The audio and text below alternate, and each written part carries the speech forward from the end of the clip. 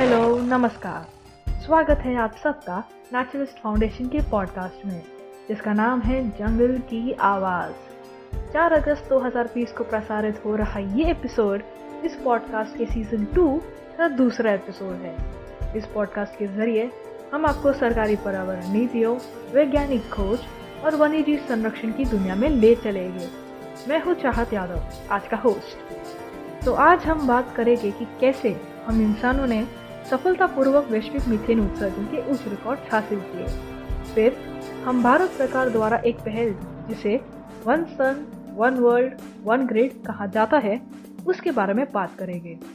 आखिर में हम देखेंगे कि कैसे जनन विज्ञान कोरल रीफ्स को ग्लोबल वार्मिंग से बचा सकता है। तो देर किस बात की, शुरू करते हैं। मीथेन का वैश्विक उत्सर्जन रिकॉर्ड पर उच्चतम स्तर पर पहुंच गया है।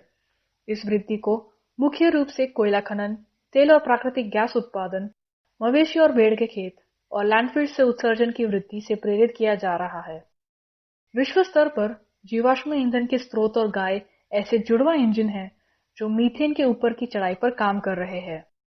मवेशियों और अन्य जुगाली करने वालों से उत्सर्जन लगभग उतना ही बड़ा है जितना कि मीथेन के लिए जीवाश्म ईंधन उद्योग है, जैक्सन ने कहा। लोग वास्तव में कितना बड़ा स्रोत है ये महसूस किए बिना गायों के डकारने के बारे में मजाक करते हैं। अध्ययन की अवधि के दौरान कृषि में मानवीय गतिविधियों से संबंधित सभी मीथेन उत्सर्जन का लगभग 2/3 हिस्सा होता है। शेष तीसरे में जीवाश्म ईंधन ने सबसे अधिक योगदान दिया है। हालांकि उन दो स्रोतों ने 2000 के दशक की शुरुआत से देखी गई वृद्धि के बराबर योगदान है। 2000 और 2017 के बीच शक्तिशाली ग्रीनहाउस गैस के स्तर में इस तरह से वृद्धि हुई कि जलवायु मॉडल सुझाव देते हैं इस सदी के अंत से पहले 3 से 4 डिग्री सेल्सियस वार्मिंग देखी जाएगी। ये एक खतरनाक तापमान सीमा है जिस पर वैज्ञानिकों ने चेतावनी दी है कि प्राकृतिक आपदाएं, जिनमें जंगल की आग, सूखा, बाढ़ और अकाल और सामूहिक पलायन जैसे सामाजिक व्यवधान लगभग एक सामान्य घटना बन जाएंगे। स्टैनफोर्ड यूनिवर्सिटी के वैज्ञानिक रॉब जैक्सन की अगुवाई में ग्लोबल कार्बन प्रोजेक्ट के साथ शोधकर्ताओं द्वारा earth system science data and environmental research letters में 14 जुलाई को प्रकाशित 2 पत्रों में निष्कर्षों को रेखांकित किया गया है। 2017 में जब पूरा वैश्विक मीथेन डेटा उपलब्ध था, पृथ्वी के वायुमंडल ने लगभग 600 मिलियन टन रंगहीन, गंधहीन गैस को सोखा था, जो 100 साल की अवधि में गर्मी को फंसाने की कार्बन डाइऑक्साइड की क्षमता से 28 गुना अधिक शक्तिशाली है। सभी मीथेन उत्सर्जन के आधे से अधिक अब मानव गतिविधियों से आते हैं। 2000 के दशक से वार्षिक मीथेन उत्सर्जन में प्रति वर्ष 9% या 50 मिलियन की वृद्धि हुई है, जब वातावरण में मीथेन की सांद्रता अपेक्षाकृत स्थिर थी। वार्मिंग क्षमता के संदर्भ में 2000 के बाद से वातावरण में इस अतिरिक्त मीथेन को जोड़ना दुनिया की सड़कों पर 350 मिलियन अधिक कारों को लगाने या जर्मनी या फ्रांस के कुल उत्सर्जन को 2 गुना करने के समान है। स्टैनफोर्ड के school of earth, energy and environmental sciences में अर्थ सिस्टम साइंस के प्रोफेसर जैक्सन ने कहा, हमने अब भी मीथेन से किनारा नहीं किया है। 2017 में कृषि से मीथेन उत्सर्जन बढ़कर 227 मिलियन टन मीथेन हो गया, जो 2000 से 2006 के औसत से लगभग 11% अधिक है। 2017 में जीवाश्म ईंधन के उत्पादन और उपयोग से मीथेन 108 मिलियन टन तक पहुंच गया, जो पहले की अवधि से लगभग 15% अधिक है। कोरोना वायरस महामारी के बीच विनिर्माण और परिवहन में कार्बन उत्सर्जन में गिरावट आई है। वहां कोई मौका नहीं है कि मीथेन उत्सर्जन महामारी के कारण कार्बन डाइऑक्साइड उत्सर्जन जितना गिरा, जैक्सन ने कहा। हम अभी भी अपने घरों और इमारतों को गर्म कर रहे हैं और कृषि बढ़ रही है। अमेरिका और विश्व स्तर पर यहाँ प्राकृतिक गैस का उपयोग तेजी से बढ़ रहा है। ये बिजली क्षेत्र में कोयले की भरपाई कर रहा है और कार्बन डाइऑक्साइड उत्सर्जन को कम कर रहा है, लेकिन साथ ही उस क्षेत्र में मीथेन उत्सर्जन में वृद्धि कर रहा है। अमेरिका और कनाडा भी अधिक प्राकृतिक गैस का उत्पादन कर रहे हैं। नतीजतन हम तेल और गैस कुओं और रिसाव पाइपलाइनों से अधिक मीथेन का उत्सर्जन कर रहे हैं, जैक्सन ने कहा, जो स्टैनफोर्ड के Woods Institute for the environment और प्रीकोट इंस्टीट्यूट फॉर एनर्जी के वरिष्ठ साथी भी है। उष्णकटिबंधीय और समशीतोष्ण क्षेत्रों में मीथेन उत्सर्जन में सबसे बड़ी उछाल देखी गई है। उत्तरी और ध्रुवीय प्रणालियों ने कम भूमिका निभाई है। आर्कटिक में पिघलने की आशंकाओं के बावजूद मीथेन की बड़े मात्राओं के निकलने का पिघलती हुई परमाफ्रॉस्ट से शोधकर्ताओं ने आर्कटिक में मीथेन उत्सर्जन को बढ़ाने के लिए कोई सबूत नहीं पाया, कम से कम 2017 तक। मानव संचालित उत्सर्जन कई मायनों में प्राकृतिक स्रोतों की तुलना में खोजना आसान है, जैक्सन ने कहा। हमें ये पहचानने के लिए आश्चर्यजनक रूप से मुश्किल समय हो रहा है कि मीथेन का उष्णकटिबंधीय और अन्य जगहों पर प्रतिदिन होने वाले मौसमी बदलावों के कारण कैसे जल युक्त मिट्टी में बदलाव आते हैं। वे स्टैनफोर्ड में एक समूह का नेतृत्व भी कर रहे हैं जो उपग्रहों, फ्लक्स टावरों और अन्य उपकरणों का उपयोग करके दुनिया भर में आर्द्रभूमि और जल युक्त मिट्टी के नक्शे बनाने के लिए काम कर रहे हैं। जैक्सन और उनके सहयोगियों के अनुसार मीथेन उत्सर्जन पर अंकुश लगाने के लिए जीवाश्म ईंधन के उपयोग को कम करने और पाइपलाइनों और कुओं से लीक जैसे भगोड़े उत्सर्जन को नियंत्रित करने की आवश्यकता होगी। साथ ही साथ जिस तरह से हम मवेशियों को खिलाते हैं, चावल उगाते हैं और खाते हैं, हमें कम मांस खाने और मवेशियों और चावल की खेती से जुड़े उत्सर्जन को कम करने की आवश्यकता होगी, जैक्सन ने कहा। हमारी कारों और घरों में तेल और प्राकृतिक गैस की जगह कोई स्वच्छ ईंधन इस्तेमाल करना होगा। शैवाल जैसे फीड की खुराक गायों से मीथेन बर्प्स या डकारने को कम करने में मदद कर सकती है और चावल की खेती स्थायी जल जमाव से दूर संक्रमण कर सकती है जो कम ऑक्सीजन वातावरण में मीथेन उत्पादन को अधिकतम करती है। विमान, ड्रोन और उपग्रह तेल और गैस कुओं से मीथेन की निगरानी के लिए वादा दिखाते हैं, जैक्सन ने कहा। मैं आशावादी हूं कि अगले 5 वर्षों में हम उस क्षेत्र में वास्तविक प्रगति करेंगे। तो आइए बात करते हैं दूसरे विषय की, जो है one sun one world one grid के बारे में।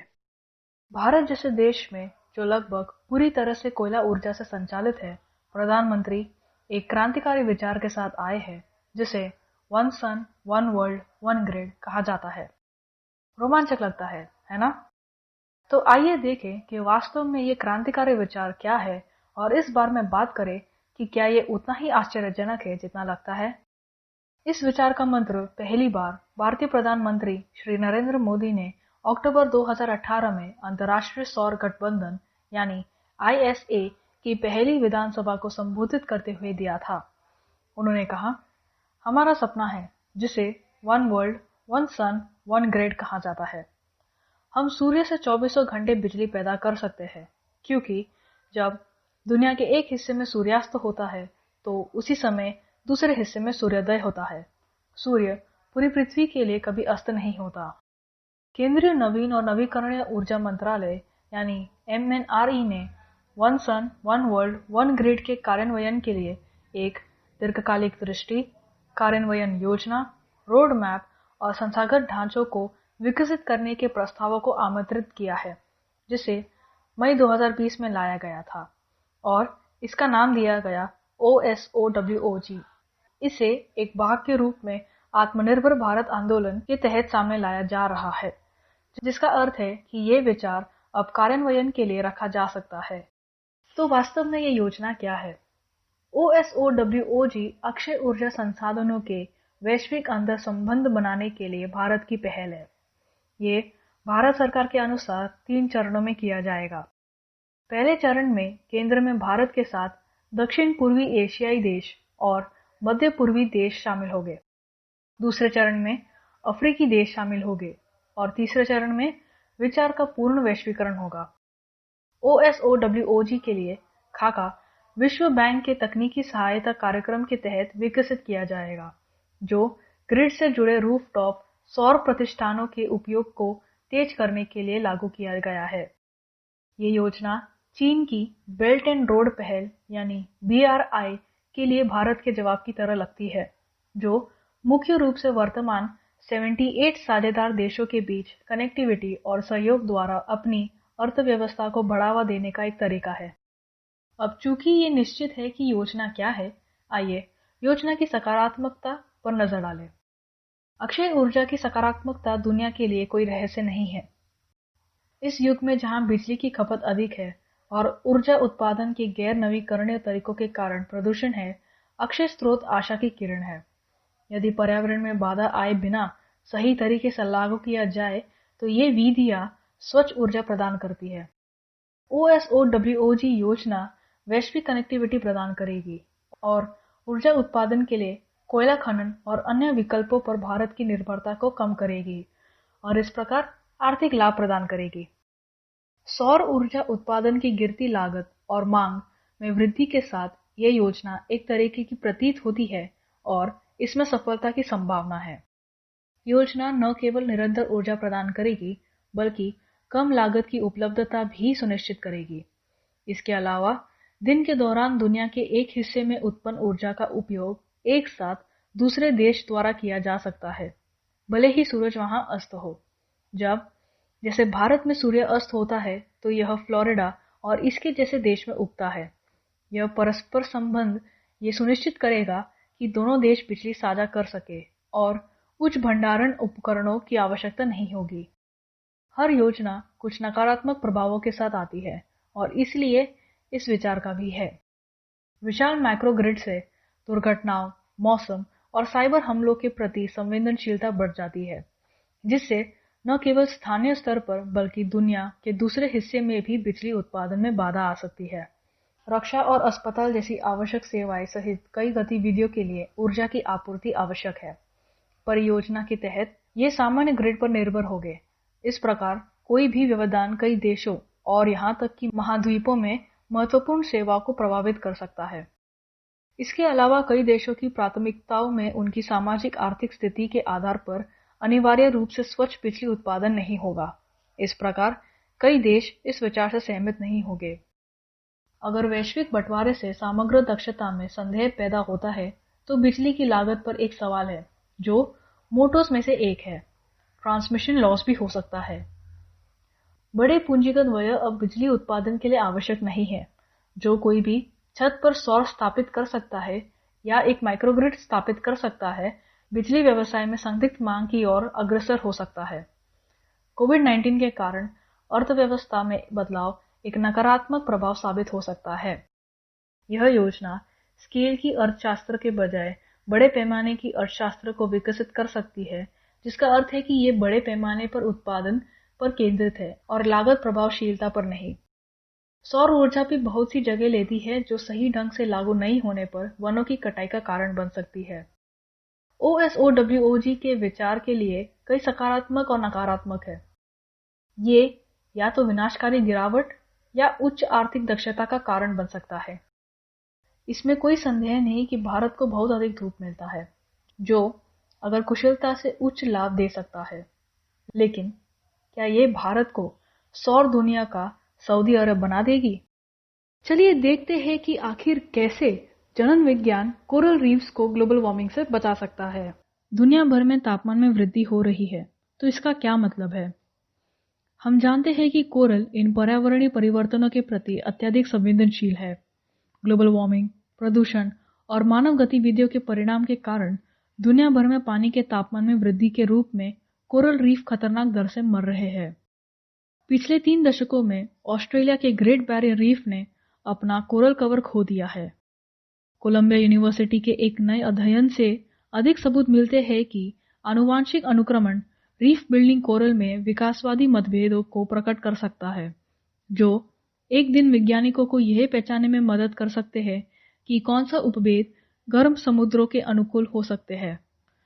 जीनोमिक्स का उपयोग करके ये पहचानने में मदद मिल सकती है कि कौन से कोरल उच्च तापमान पर रहने की क्षमता रखते हैं और जलवायु लचीलापन से जुड़े आनुवांशिक रूप को प्रकट करते हैं। कोरल रीफ उष्णकटिबंधीय महासागरों में दुनिया भर में पाए जाते हैं। पृथ्वी पर सबसे विविध और मूल्यवान पारिस्थितिकी प्रणालियों में से एक है। ये जीवित उपनिवेश है और कई कारणों से महत्वपूर्ण है। रीफ्स विभिन्न प्रकार की समुद्री प्रजातियों के लिए एक निवास स्थान प्रदान करते हैं। तूफान, बाढ़ और कटाव से तटरेखाओं की रक्षा करना और मछली पकड़ने और पर्यटन उद्योगों को बनाए रखने में मदद करता है। 1990 के दशक के उत्तरार्ध में दुनिया भर में बीतियों ने अपने बड़े पैमाने पर विरंजन की पहली लहर का अनुभव किया, जो तब होता है जब उच्च पानी का तापमान कॉलोनी के रंगीन शैवाल के साथ सहजीवी संबंध को नष्ट कर देता है, जिससे कोरल सफेद हो जाता है। नुकसान उन्हें प्रभावी रूप से भूखा करता है, क्योंकि कोरल इन प्रकाश संश्लेषक शैवाल पर निर्भर होते हैं, जो पोषक तत्वों के लिए उनके ऊतकों के भीतर रहते हैं। रीफ ब्लीचिंग से उभर सकता है। हालांकि लंबे समय तक पर्यावरणीय तनाव अंततः उन्हें मार सकता है। कोलंबिया अनुसंधान कुछ हद तक भविष्यवाणी करता है, जो कोरल असामान्य रूप से उच्च तापमान का सामना करने और विरंजन घटनाओं का विरोध करने की संभावना है। जीनोमिक्स हमें उन आनुवंशिक अंतरों की जांच करने की अनुमति देता है जो अस्तित्व और विरंजन सहिष्णुता को प्रभावित कर सकते हैं। हमें काम करने में मदद करते हैं कि हम कोरल स्वास्थ्य का समर्थन कैसे कर सकते हैं। अपने आनुवंशिक डेटा को इकट्ठा करने के लिए Australia institute of marine science के कई सहयोगियों ने ग्रेट बैरियर रीफ के साथ 12 स्थानों पर एकत्र किए गए 237 नमूनों का विश्लेषण किया, जो आज तक की किसी भी कोरल के उच्चतम गुणवत्ता वाले दृश्यों का निर्माण करते हैं। अनुक्रमण ने शोधकर्ताओं को उन हस्ताक्षरों के लिए जीनोम को देखने की अनुमति दी जहां अनुकूलन हुआ और विरंजन सहिष्णुता के साथ जुड़े आनुवंशिक रूप से भिन्न भिन्नताओं को खोजने के लिए। उन्हें पता चला कि ब्लीचिंग के लिए प्रवाल की प्रतिक्रिया में अंतर के लिए कोई भी जीन जिम्मेदार नहीं था, लेकिन इसके बजाय कई आनुवंशिक परिवर्तन लक्षण को प्रभावित करते हैं। अपने दम पर प्रत्येक का बहुत छोटा प्रभाव होता है, लेकिन जब एक साथ लिया जाता है तो हम इन सभी वेरिएंट का उपयोग करके ये अनुमान लगा सकते हैं कि कौन से कोरल गर्म समुद्र के सामने जीवित रह सकते हैं। सहयोगकर्ताओं ने कहा कि निष्कर्ष कोरल जीव विज्ञानी के लिए आगे बढ़ने वाले उपभेदों की खोज करने के लिए एक मार्ग प्रदान करते हैं, जो समुद्र के वार्मिंग से बेहतर तरीके से सामना कर सकते हैं और इसी तरह के दृष्टिकोण को सक्षम कर सकते हैं, जो अन्य प्रजातियों में उपयोग किया जा सकता है, जो जलवायु परिवर्तन से सबसे अधिक जोखिम में है। सबसे अच्छा मौका ये है कि हमें ग्रीनहाउस गैस उत्सर्जन को तेजी से कम करना होगा, ताकि जलवायु परिवर्तन के प्रभावों को कम करके पृथ्वी के कोरल रीफ्स को बचा सके। इस पॉडकास्ट को मेरे साथ सुनने के लिए धन्यवाद। हमारी युवा टीम ने इस पॉडकास्ट पर खूब मेहनत की है, तो अगर आपको पसंद आया तो लाइक, शेयर और सब्सक्राइब जरूर करें। हमारी युवा टीम की मेहनत और लगन को पेट्रियन पर जरूर सपोर्ट करें। लिंक डिस्क्रिप्शन में मौजूद है। हम हर शनिवार और मंगलवार ऐसे ही नए विषयों पर बात करेंगे। तो मिलते हैं शनिवार को। तब तक के लिए घर पर रहे, सुरक्षित रहे। धन्यवाद।